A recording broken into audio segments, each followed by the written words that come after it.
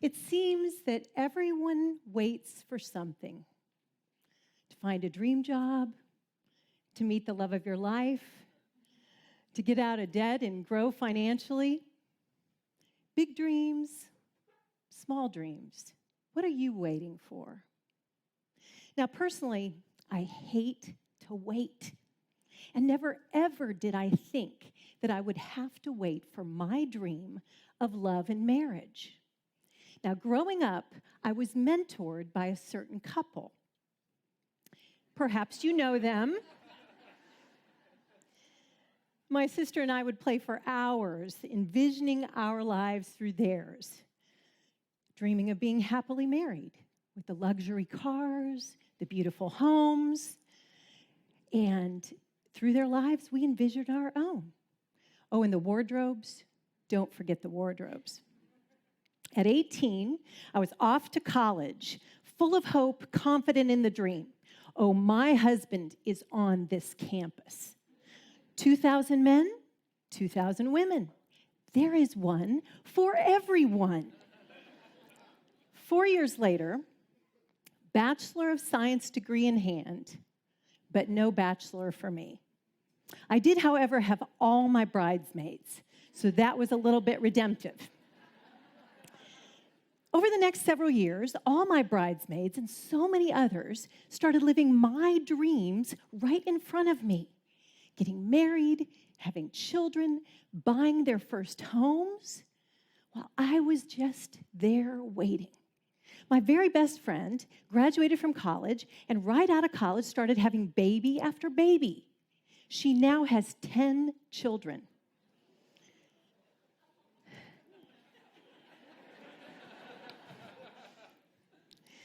So all through my 20s and then through my 30s, while everyone else seemed to be living my dreams, I discovered two choices that made all the difference.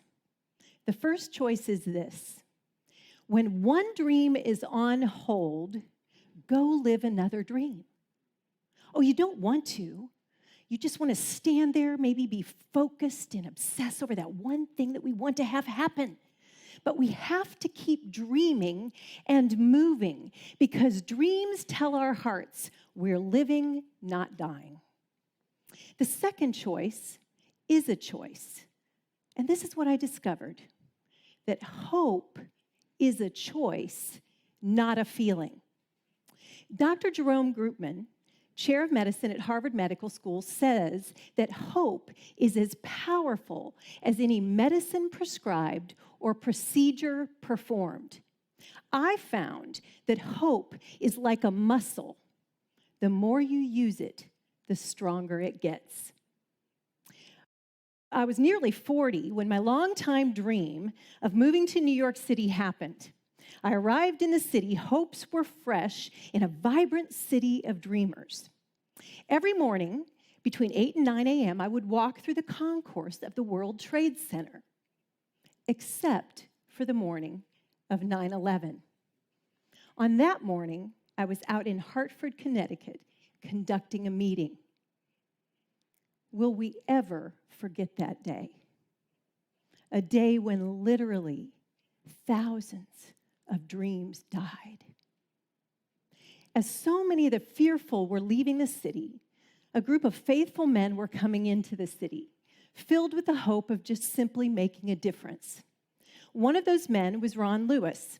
He and his friends decided to start a church in the heart of Times Square. I began attending, and over the course of the next year or two, Ron and I became friends, and then felt like there was something more between us. So, at the age of 42, in a church on Park Avenue, I finally married the man of my dreams. A dream so long in coming, but truly right on time. Now, is it just me, or is there a slight resemblance?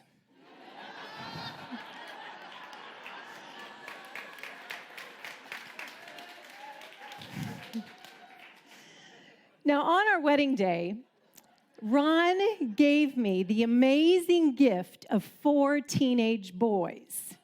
Now, I tell my friend Tony that 4 boys and no stretch marks is a really good deal. I'd been dreaming of having a little girl, and surprisingly, at age 45, discovered that I was pregnant, only to be told 2 months later, no heartbeat. 1 out of 8 couples struggle with infertility, and this became our journey for the next 5 years. Years of tears and surgeries, an adoption that fell through at the last moment, choosing hope, yet hopes crushed time and again. Around this same time, I started learning about the growing issue of child sex trafficking.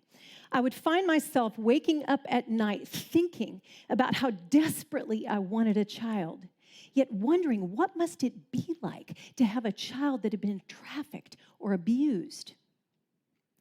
Ron and I discussed this, and we just simply wondered, could we make a difference? Could we do something? So in the spirit of choosing hope and living another dream, we got educated and we rallied volunteers. And over the next 5 years, we did walks in 50 cities, commencing with a Stilettos run in New York, where we broke the record for people running in stilettos.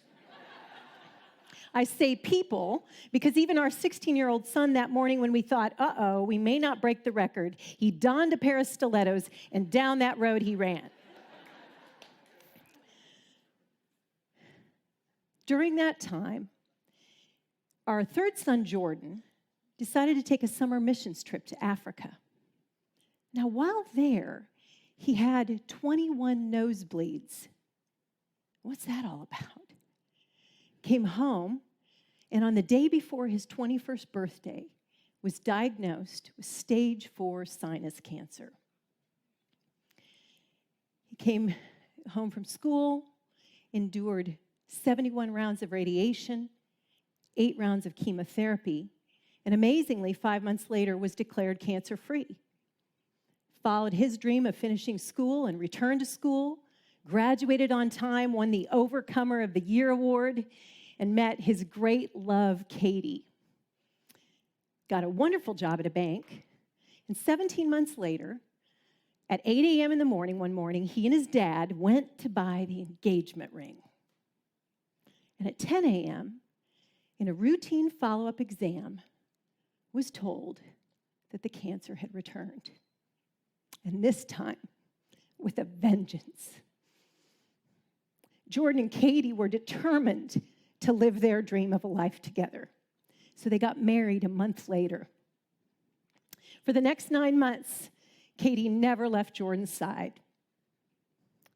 And 2 years ago tomorrow, in what will remain a mystery in our family, our beloved Jordan breathed his last breath on earth and his first breath in heaven.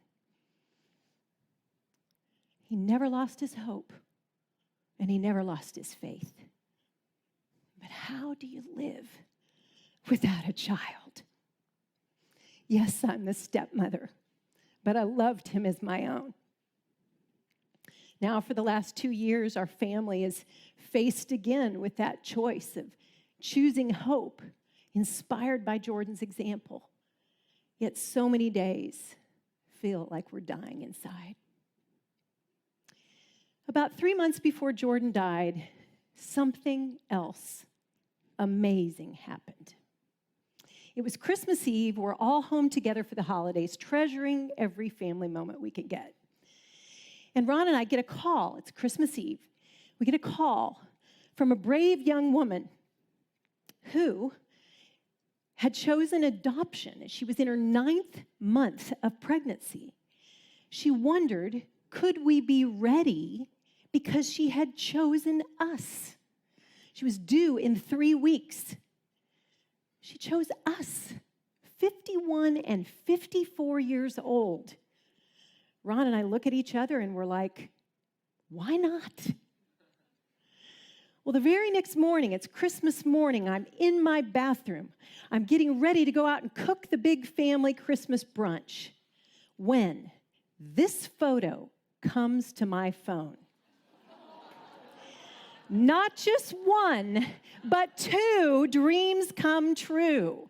On Christmas morning, born just outside of Bethlehem in another state. We told the boys the news after we'd opened our gifts. Everybody was screaming and crying, and that day we flew up, and right before midnight, we held our baby daughters in our arms. So in closing, I'd like to introduce you to three ladies who have taught my heart how to dream and how to hope and how to never let go. My forever daughter-in-law, Katie, and my daughters, Victoria Joy and Isabella Grace. Hi, Denise. Come on up.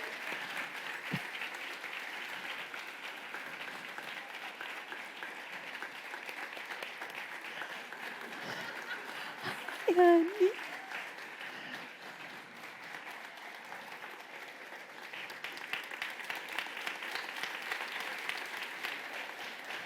You see it?